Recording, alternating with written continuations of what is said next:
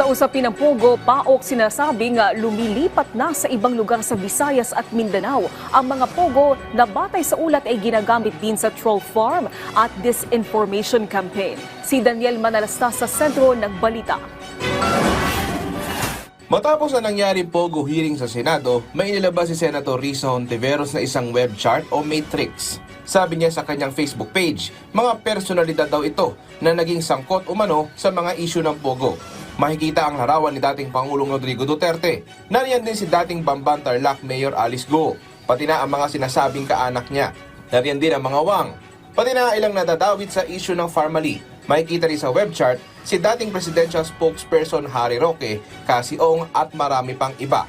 Pogos welcomed with open arms by the administration of former President Duterte. They have now been revealed to be nothing but a Trojan horse. They have exposed a web of people. Show this web.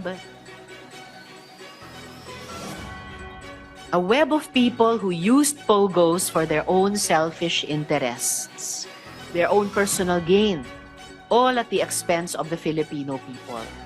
Walang dinala dito ang mga Pogo kundi bangungot. Ang PAOK naman may isa pang inilabas na nakakabahala tungkol sa Pogo.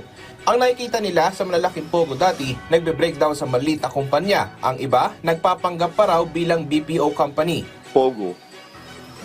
Dati maganda naman po yan, punta lang straight Pogo. Pero dahil nga po sa nahaluan ng napakaraming mga problema na lahat na po sila nagkadamay-damay na po, naging masama na po yung pangalan ng Pogo. Hopefully, wag po ito mangyari sa mga BPOs. Ayon sa PAOK, ang mga Pogo lumilipat din daw sa ilang lugar sa Visayas at sa Mindanao.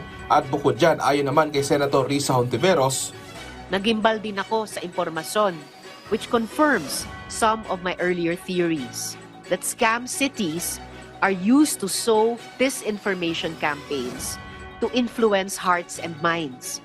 Mukhang hindi lang sugal, scamming at trafficking ang pakay ng mga compound na ito, kundi fake news din.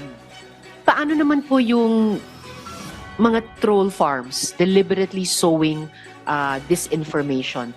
May lumabas na balita that there was a coordinated social media campaign supporting the Vice President from accounts affiliated with China.